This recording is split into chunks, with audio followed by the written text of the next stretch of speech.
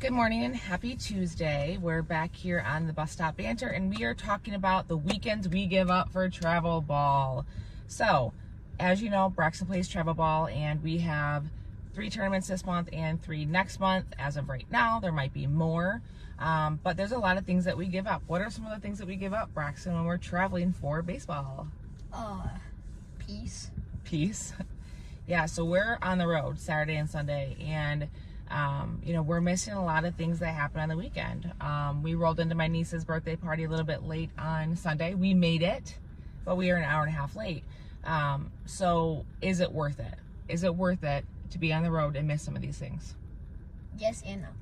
Okay, explain. I feel like yes, because travel baseball, in my opinion, is fun, especially hanging out with kids that I like and that I have a good relationship with. But also, yeah, you are gonna miss some things, either that's major sporting events, because I think we've missed a couple Tigers games already. Yeah. Or at least something like that. And as it gets warmer, you want to be outside more, right? Yeah. And yes, we're outside, but we're at the baseball field. So we are potentially missing out on birthday parties or summer gatherings or what have you. And it's worth it to an extent because Braxton's playing at a higher level. It's only going to, what are you doing? It's only going to help him get better at the sport, right? It's challenging him more than sometimes what Little League challenges him. But the downfall is the baseball siblings. So what do the baseball siblings typically do when we're there? How many times do they visit concession stands? How many times do they say, hey, when's the game over? You know, Beckett is constantly on the road with us too, so it's hard to not discredit how well they do on the road, right? Because they're there for you all weekend. Like Saturday, we were at the baseball field from when? 11 to 6 almost. Right? So it's all day. And we have to make sure that we have things to keep him occupied. Luckily, there's other siblings of baseball kids in his team that he can play with, but it's important that we're acknowledging the sacrifices that they're giving up as well. How do you prepare for travel ball? What are some of the things that we ensure that we are taking with us or doing before we hit the road? Plenty of food, piles of food. Just because, maybe you can't find a restaurant.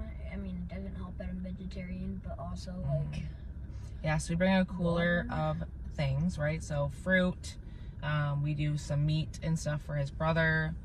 We do sandwiches, like peanut butter and jelly sandwiches, things that you can eat, cheese, yogurt. We have plenty of sunflower seeds, bags and bags of sunflower seeds, Big League Chew, Gatorade, water, and then we make sure that we have other things like Band-Aids, Tylenol, things that will help if you get injured, right? Ice packs. So we make sure that we're fully stocked in that. But I'm telling you guys, when we left for the tournament last weekend, it looked like we were going on vacation. It looks like we were moving across the country. Our trunk was packed. I mean, we have chairs. We have 3 chairs, right? We have a wagon to carry all of our stuff with a cooler. Then there's a toy bag. Then there's a snack bag. And then there's all the bats that you need to bring, 2 bats, right? And then there's multiple uniforms you have to bring, right? So backup socks, backup pants, backup shirts, shoes, cleats. It's all of those things. Then it's Michigan weather, so you don't know if it's going to be winter or summer that day, so you bring in a winter coat.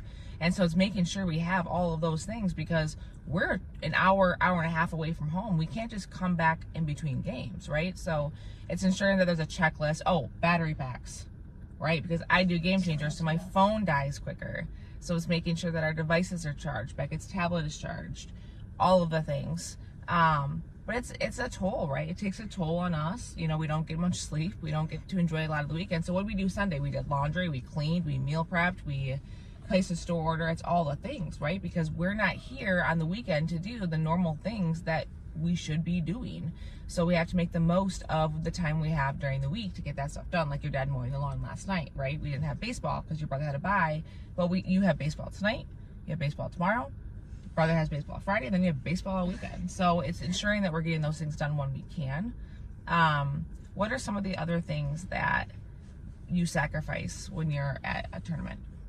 I mean, I think what you said earlier, having freedom and being able to go outside and pretty much do whatever you want. because it's warm out, or it's getting there. Yeah.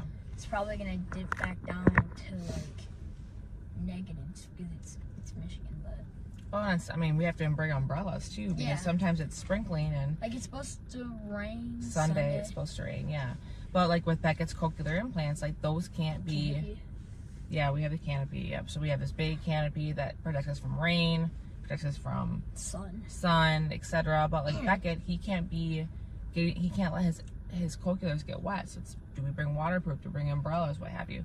Remember what happened at the first tournament last year with the canopy? On the other team? No, remember the canopy went up on the fence when you were up at bat? Yeah, it was stuck.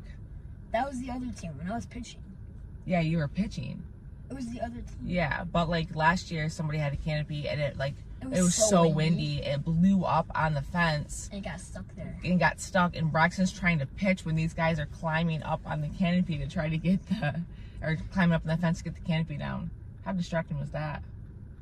I mean, I think it messed me up a little bit. Yeah. The other thing that we brought a bunch of hand warmers this weekend because it was really cold.